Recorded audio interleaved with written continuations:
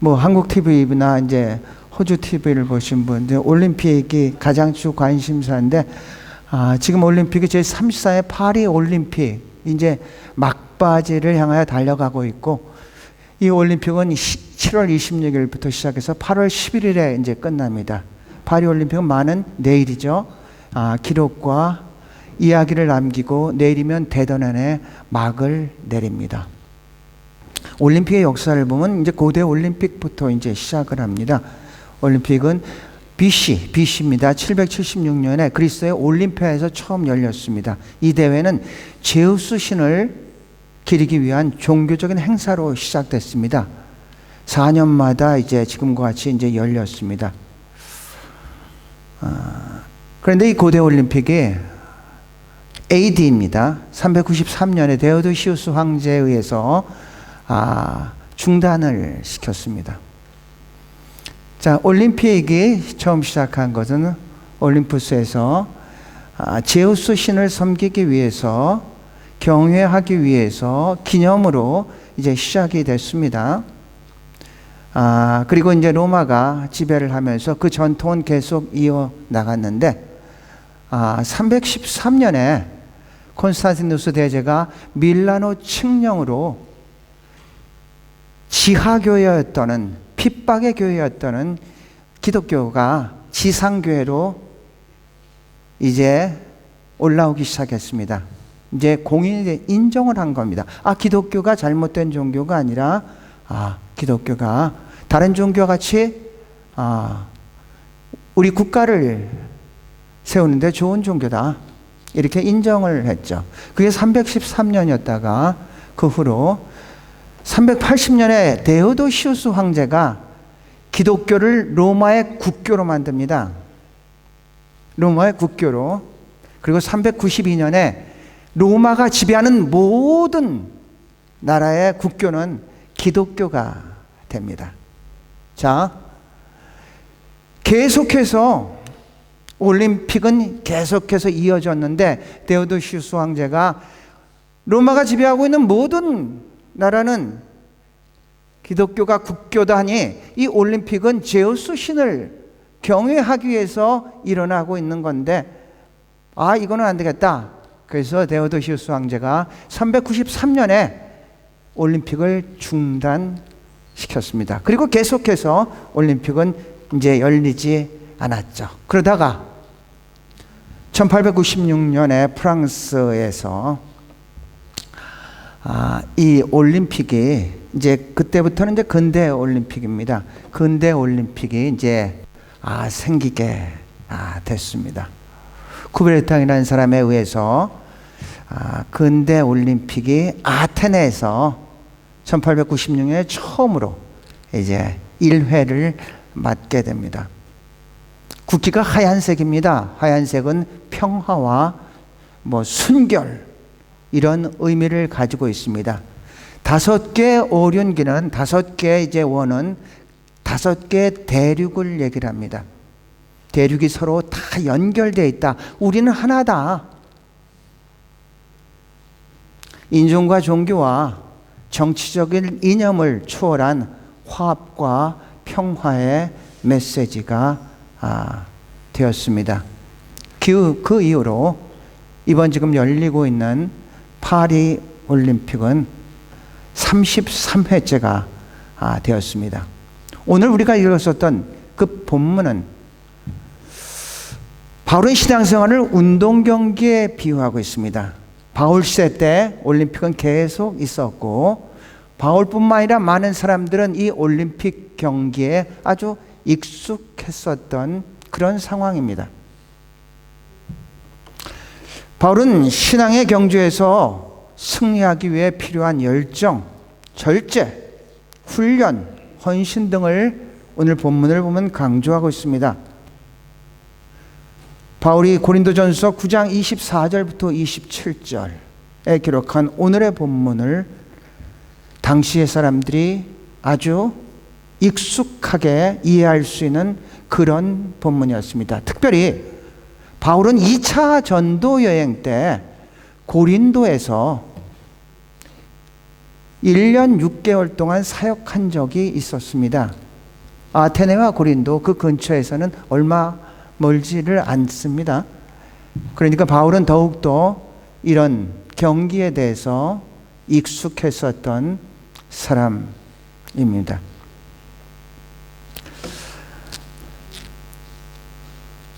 오늘 여러 가지 세움과 세 가지의 주제를 놓고 오늘의 본문을 의지해서 시간에 은혜를 나누고자 합니다. 그런데 어제 학생들을 가르치다 학생 한 분한테 어떻게 생각하면 굉장히 격려와 같은 말인 것 같기도 하고 어떻게 생각하면은 경각심을 같은 그런 이야기를 들었습니다. 그 학생이 자기 교회 목사님은 설교를 정말로 못한다고 얘기를 합니다. 그런데 너무 좋다고 합니다. 그런데 우리 또 딴 데를 가니까 자기 교회 목사님은 설교를 아주 잘하는데 근데 꼴 보기 싫다고 합니다. 그래서 어제 그 얘기를 들으면서 설교를 못하는데도 좋아하는 그런 사람 왜 그러냐면 제가 그 목사님을 잘 알고 있는데 그 목사님은 말로 선교를 하는 게 아니라 인격으로 선교를 하는 그런 분입니다. 그렇기 때문에 설교를 아주 못하더라도 너무 그 교인들이 좋아합니다. 꼭 여러분과 같은 그런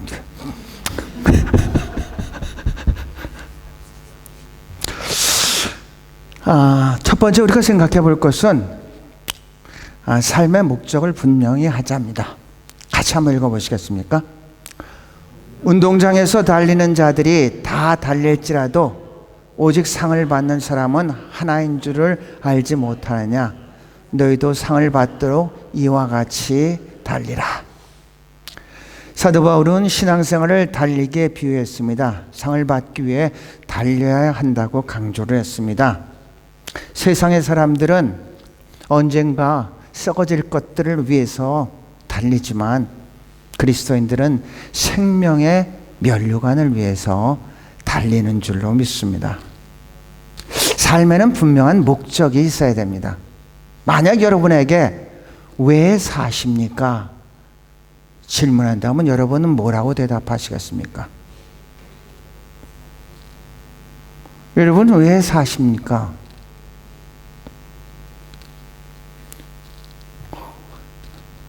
많은 여러분의 대답이 있겠지만 요새 MZ세대는 이렇게 대답한다고 합니다.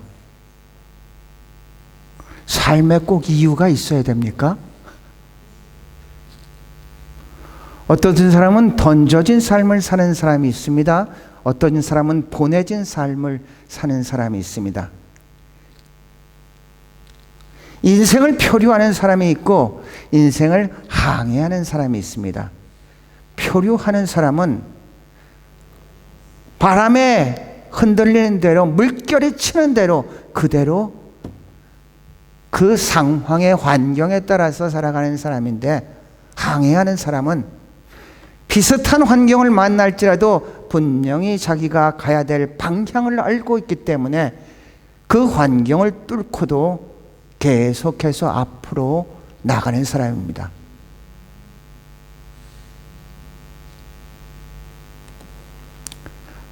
나섬공동체의 대표인 유혜근 목사님을 인터뷰 오래전에 했습니다. 그분한테 여쭤봤습니다. 목사님, 선교란 뭡니까? 선교를 많이 하는 분들마다 제가 여쭤봤는데 그분한테 들었었던 그 선교에 대한 정의가 제 뇌리에 가장 오랫동안 기억되고 있습니다. 그분이 이렇게 얘기하더군요. 선교는 나그네를 순례자로 만드는 겁니다. 나그네는 목적이 없습니다. 하지만 순례자는 있습니다. 같은 길을 걷더라도 나그네와 순례자는 아주 다르죠. 나그네는 표류합니다. 하지만 순례자는 항해합니다. 사도 바울은 자신의 삶의 이유를 이렇게 얘기를 합니다. 고린도전서 10장 31절입니다. 그런즉 너희가 먹든지 마시든지 무엇을 하든지 다 하나님의 영광을 위해서 하라. 영광이란 단어는 헬라어로 넋사라고 합니다. 히브리어는 카보드라고 합니다. 그 의미는 두 가지가 있습니다.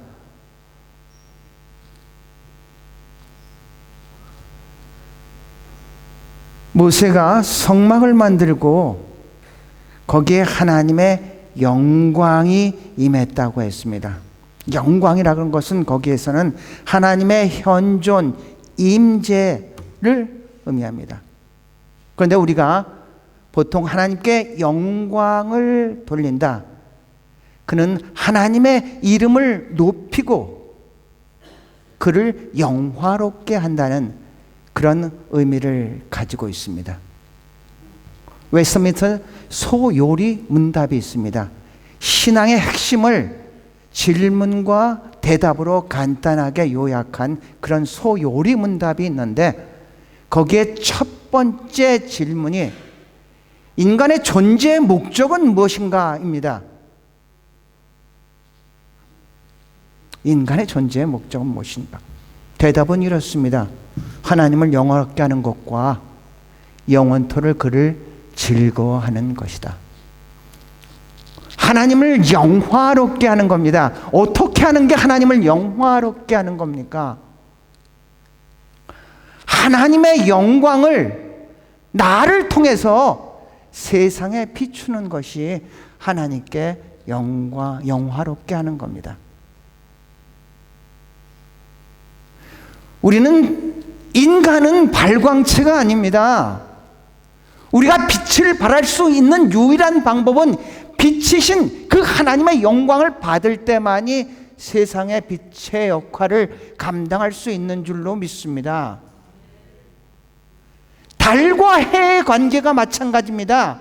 우리는 어떤 때는 보름달, 어떤 때는 반달, 어떤 때는 하얀달이 되는 게 왜 그런 줄 아십니까? 해의 각도에 따라서 달이 거울과 같이 온변하게 반사를 할 때는 보름달이 되고 반을 반사를 할 때는 반달이 되는 겁니다. 달은 스스로 빛을 발할 수가 없습니다. 달이 빛을 발할 수 있는 유일한 방법은 해빛을 통해 가지고 보낼 때만이 달이 빛을 발하는 겁니다. 인간은 그런 존재란 얘기입니다. 스스로 아무리 자기 의로 살려고 하지만 자기 의를 가지고 할 수 있는 것은 지극히 제한되고 한계적인 것이 우리 실존의 현 주소입니다.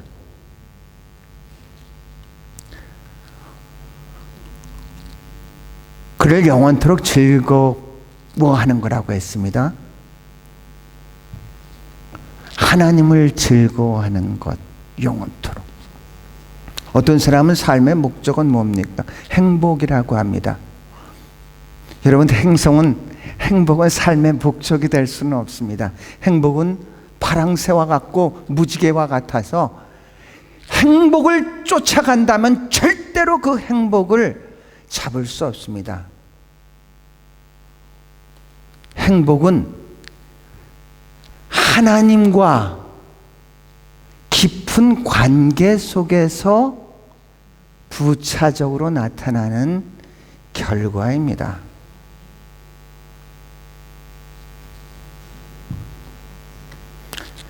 행복은 생명이신 하나님과 관계를 맺을 때만이 우리가 얻을 수 있습니다. 우린 자꾸 세상을 통해서, 보이는 것을 통해서, 사람을 통해서 뭔가를, 기쁨을 누리고 행복을 누리려고 하다 보니까 우리는 언제나 우리의 기대한 그만큼의 실망을 하면서 오늘을 살아간다는 얘기입니다.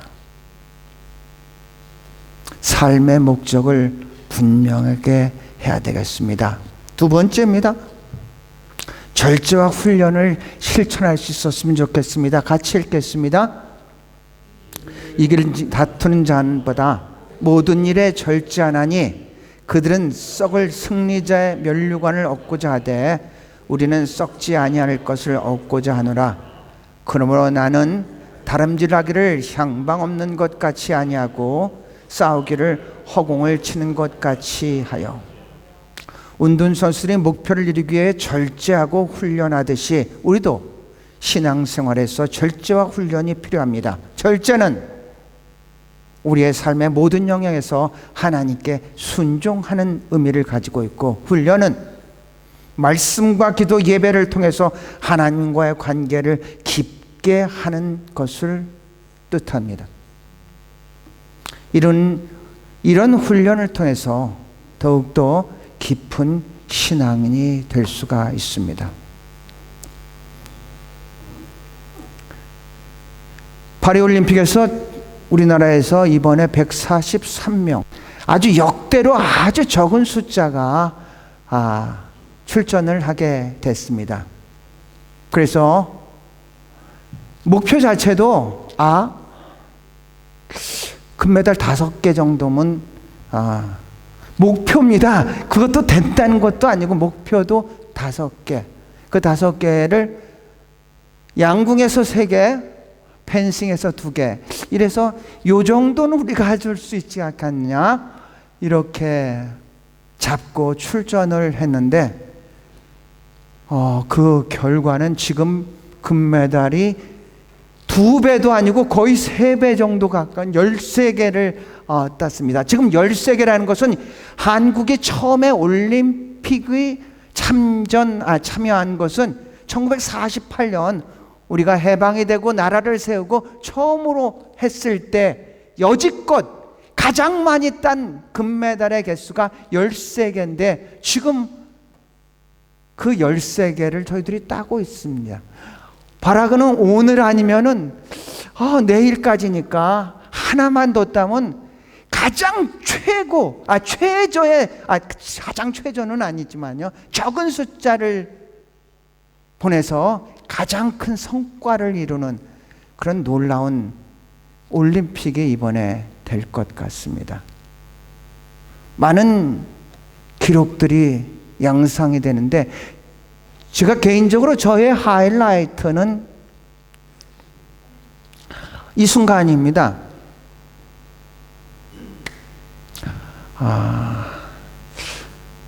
저 친구는 김부진이라는 선수입니다. 남자 양궁 선수입니다. 올림픽에서 이번에 한국은 전무후무한 기록을 한 가지 만들어냈습니다.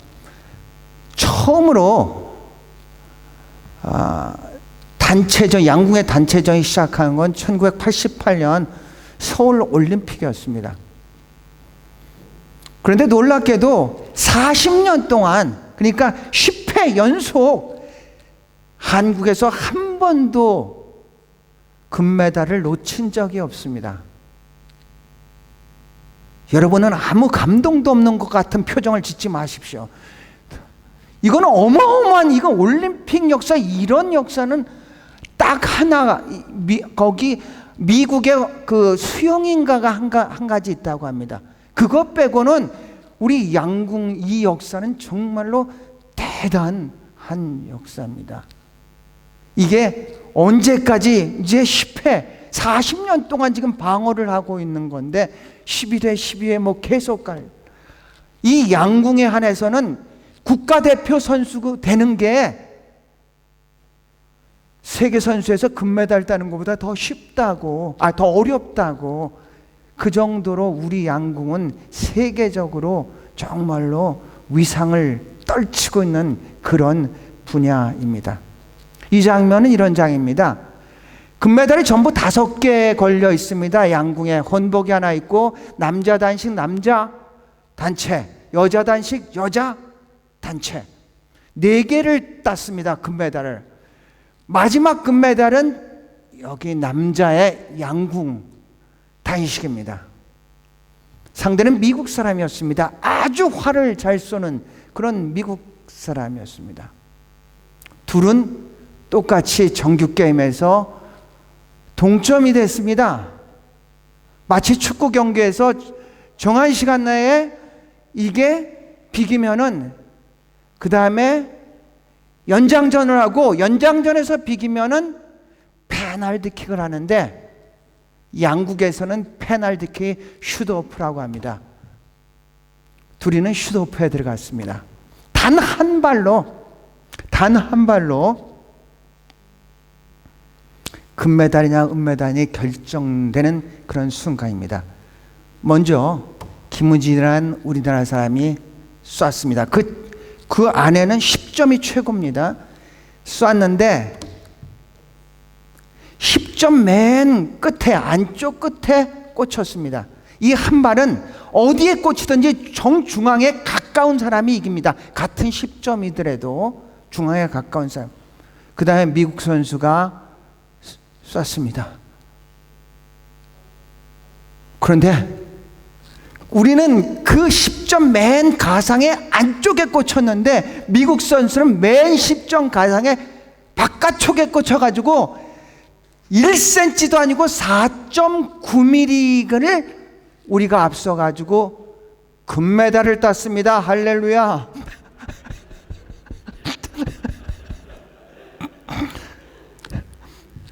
그러니까 외신들이 너무 놀라는 겁니다. 아니 한국은 어떻게 저렇게 이 양궁에서 거의 이렇게 타의 추종을 부러워하는 그런 민족이냐. 그래가지고 외신이 그렇게 질문했습니다. 한국 사람들은 옛날부터 활을 한국에는 양궁의 DNA가 있느냐 이런 질문을 했는데 그때 김우진이라는 사람이 저는 그렇게 반응할 줄 알았는데 그렇게 반응 안 하더군요. 김우진이라는 사람이 뭐냐면 한국 양궁은 아주 공평하게 경쟁합니다. 그리고 치열한 훈련을 한 결과입니다.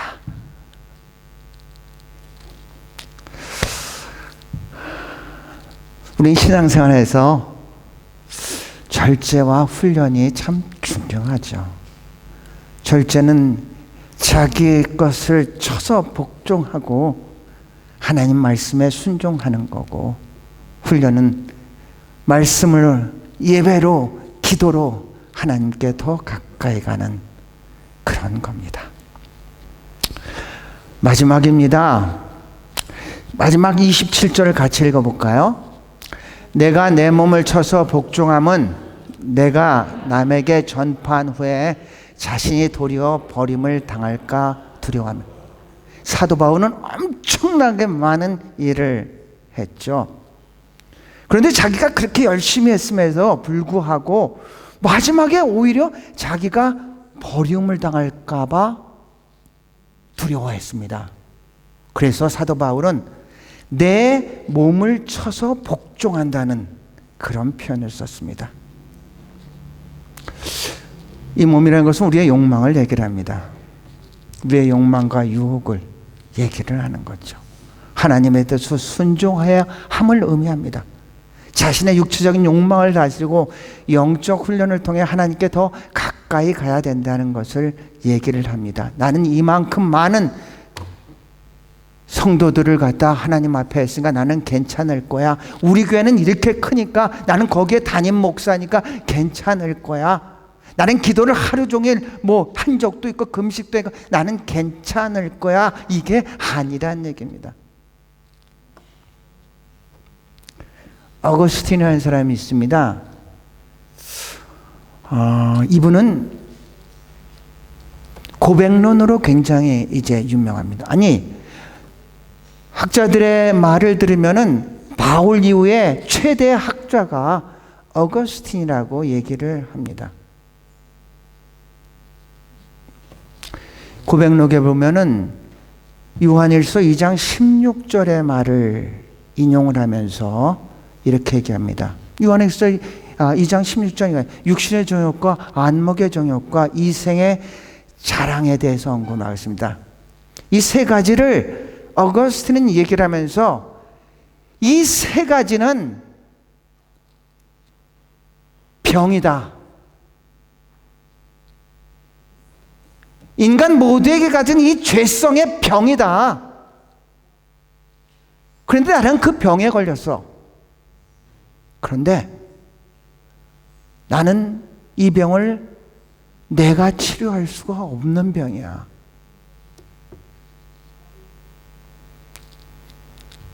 이 병은 오직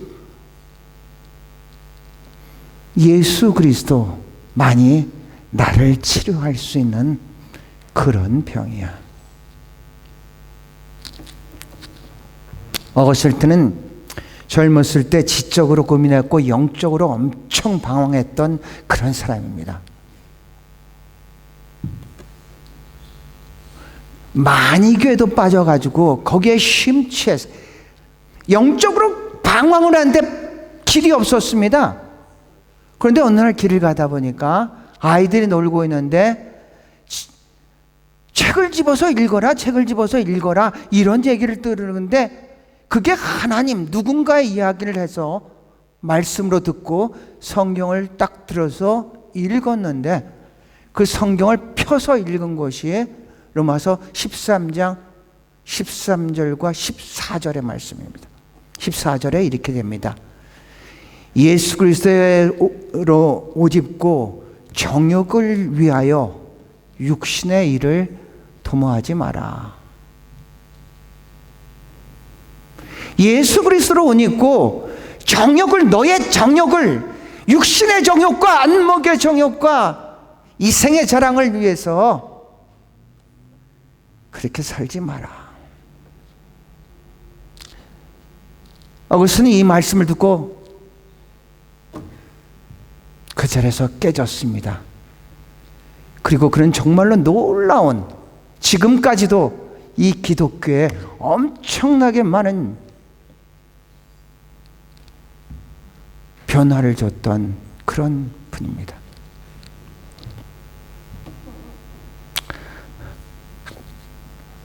여러분이 알고 있는 마틴 루터는 어떤 줄 아십니까? 루터 역시 많은 방황을 했었던 사람입니다. 자기 의를 통해서 하나님의 그 의를 얻기를 원해서 무릎을 꿇고 빌라도의 계단을 올라가기도 하고 자기가 할 수 있는 최대한의 절제, 자기 부인을 하면서 그렇게 하나님 앞에 가려고 했는데, 그런데 그렇게 노력하면 노력할수록 더욱더 자기의 그 깊어지는 죄성을 발견하고 그는 너무 좌절할 수밖에 없었는데, 그때 그가 말씀을 갖다 깨달은 말씀이 우리가 잘 알고 있는 로마서 1장 17절입니다. 복음에는 하나님의 의가 나타나서 믿음으로 믿음에 이르게 하나니 오직 의는 믿음으로 말미암아 살리라. 루터는 자기 의를 가지고 뭔가를 하려고 했는데 하면 할수록 더 갈증을 느끼고 더 자신의 치부가 드러나는 것을 보면서 아, 이거는 아니구나. 오직 의는 믿음으로 말미암아 사는구나. 행위가 아니라 믿음으로 말미암아 사는구나를 깨달았던 것입니다. 바울은 빌립보서 2장 11절에 이렇게 얘기를 합니다. 나의 사랑하는 자들아, 너희가 나 있을 때뿐만 아니라 더욱 지금 나 없을 때도 항상 복종하여 두렵고 떨림으로 너희 구원을 이루라. 항상 복종함으로 두렵고 떨림으로 너희 구원을 이루라고 합니다. 구원을 받으란 얘기는 아닙니다. 지금 빌립보 교회 교인들은 다 예수를 믿고 구원을 받은 자인데 구원을 이루라는 얘기입니다. 네가 받은 그 구원을 이루라는 얘기입니다.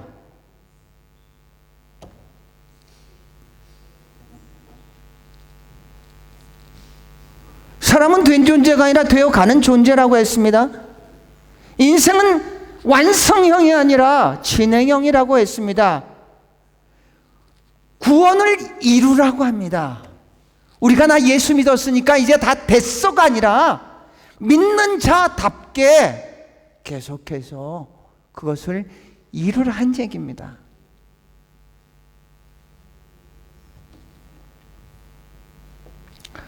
말씀을 마치려고 합니다. 우리는 모두 영적 올림픽에 참가한 자입니다. 썩을 것을 위해서 달려가시지 말고 썩지 않을 생명의 면류관을 위해서 달려갈 수 있기를 바랍니다. 삶의 목적을 분명히 하시고 절제와 훈련을 실천하며 육신의 욕망을 물리치고 하나님께 순종함으로 우리가 모두 최후의 승자가 될 수 있기를 주의 이름으로 축원합니다.